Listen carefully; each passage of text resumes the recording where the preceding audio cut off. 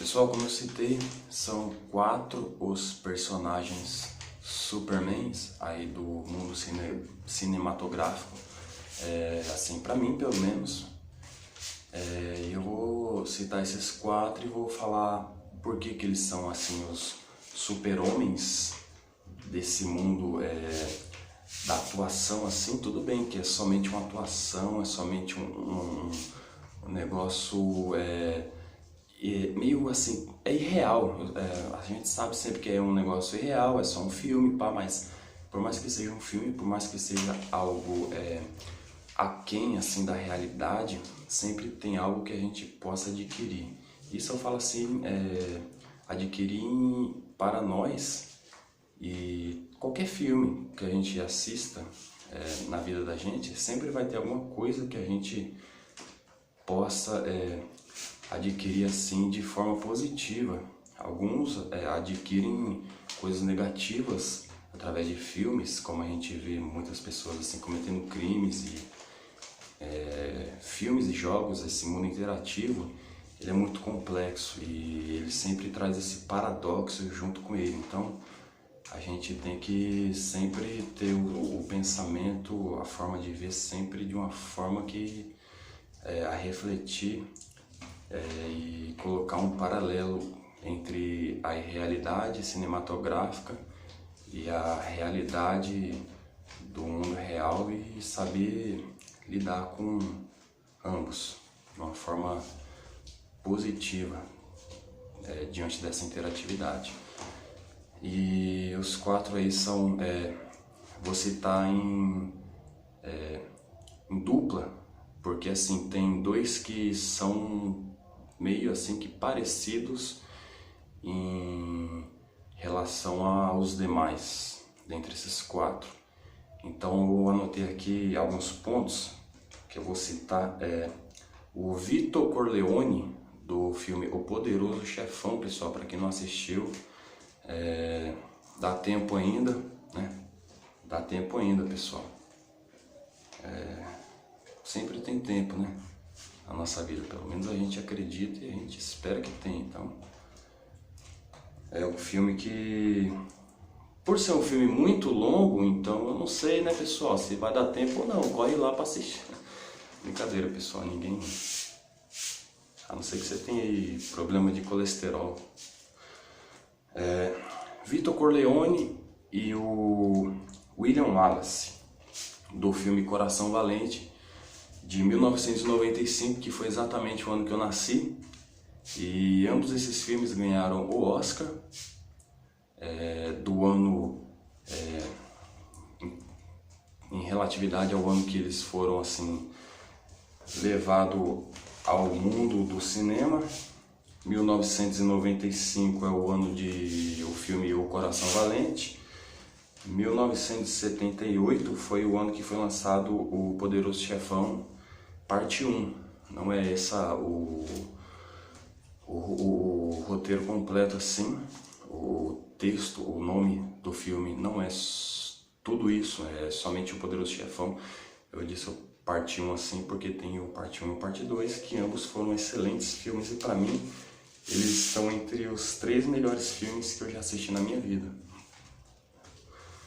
A semelhança entre William Wallace e O Poderoso Chefão é que ambos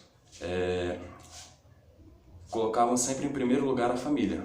Por mais que quem já assistiu o filme O Poderoso Chefão sabe o que eu tô falando, por mais que Vito Corleone fosse assim o maior mafioso dos Estados Unidos na época, ele sempre prezava em primeiro lugar as ações dele.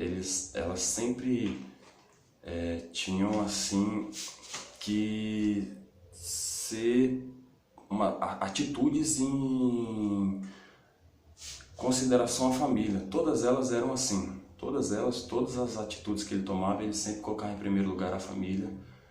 Por mais que ele vivesse no mundo do crime, e a esposa dele até imaginava que ele vivia nesse mundo criminoso, nesse mundo aí bandido, esse mundo ilegal, por assim dizer. Ele não era nenhum traficante de drogas, nenhum traficante de mulheres.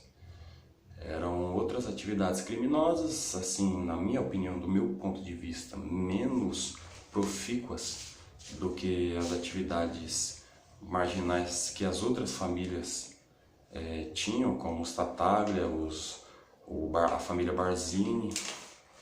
Eram famílias que eram envolvidas com drogas, prostituições, e ele não. O Vito Corleone, ele sempre manteve a família dele ali no mundo ilegal, mas de uma forma, assim, ao meu ponto de vista, não tão marginal.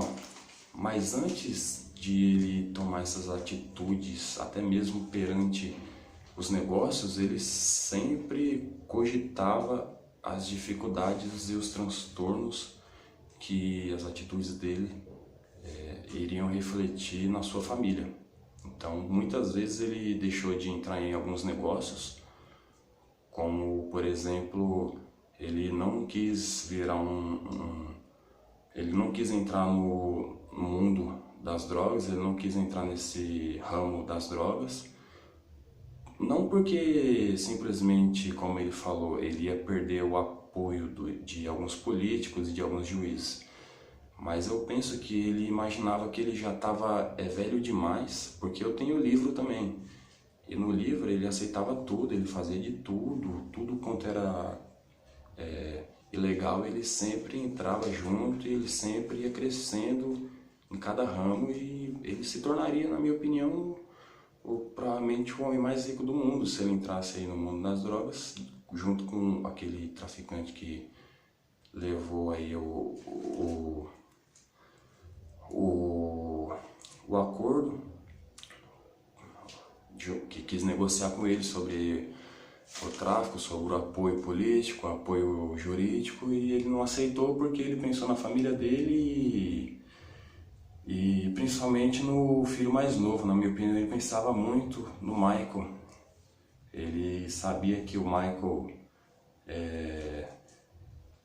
era o mais inteligente, o mais parecido com ele. No filme O Poderoso Chefão 2 a gente descobre o porquê que o Michael ficou tão parecido com ele, porque ele sempre ficou muito ao lado do Michael, sempre amou demais o filho caçula, e ele sempre transmitiu tudo o que ele pensava para o filho mais novo. E ele não queria aquele mundo para o filho, ele queria que o filho fosse um político, como o Consigliere, que é considerado como se fosse, assim, entre aspas, o irmão adotado deles.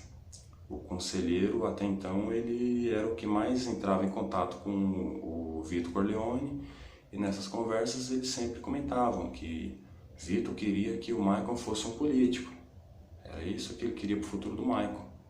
E no final do filme O Poderoso Chefão 2 a gente descobre isso, porque a gente vê que, de uma forma inesperada, o Michael simplesmente fala: eu me alistei no exército dos Estados Unidos, e os Estados Unidos tinha acabado de entrar em guerra contra a Europa.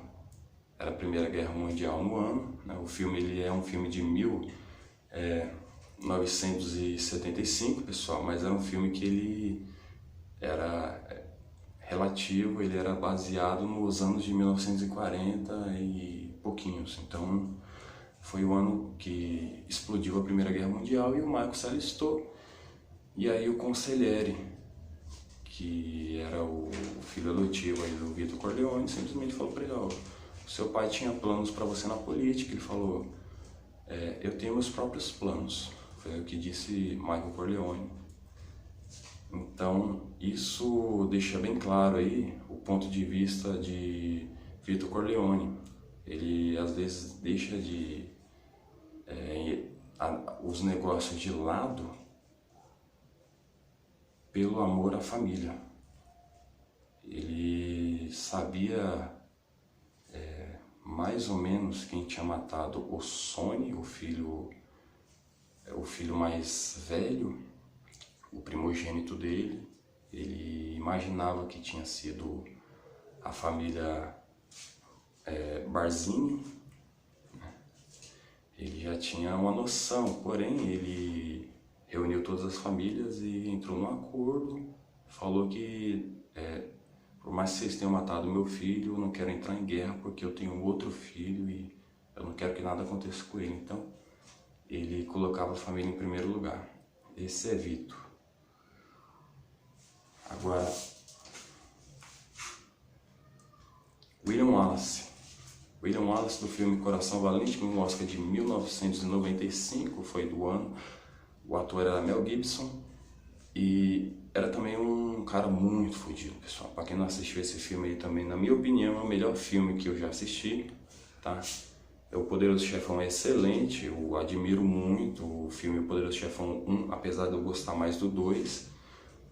Porém, ainda o segundo e terceiro, respectivamente, filmes melhores que eu já assisti, porque em primeiro lugar para mim fica Coração Valente. O William Wallace foi o cara que mais transmitiu pontos de vistas diferentes, pontos de vistas assim de bonanças proveitosas que a gente possa levar ao longo da vida e que eu sempre lembro de certos pontos desse filme que em certas atitudes que eu tomo ao longo da minha vida eu sempre reflito.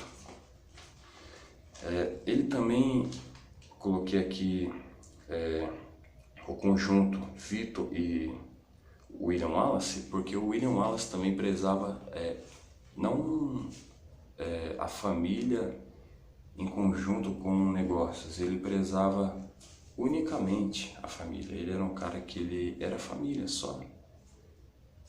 Ele era um cara que aprendeu a arte da guerra por inteiro entre os países que ele passou pela França, pela Roma, pela Inglaterra, e ele era um escocês, né? Ele era um escocês e ele era um escocês extremamente inteligente. Ele sabia falar diversas línguas e ele era um aristocrata,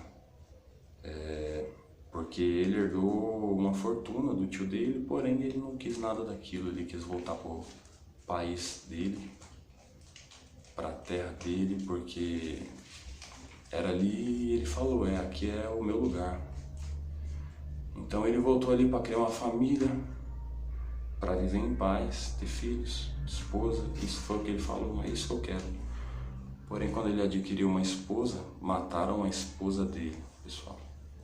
Na época era impossível, o rei da Inglaterra, ele também era o rei da Escócia. Ele fez um decreto no qual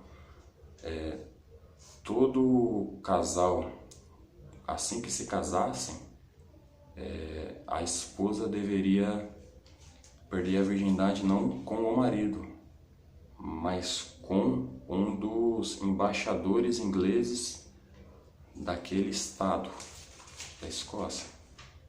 Então eles casaram em sigilo, em segredo, para que a esposa dele não fosse obrigada a se entregar aos ingleses. Então eles casaram no meio da floresta e quando eles ficaram muito assim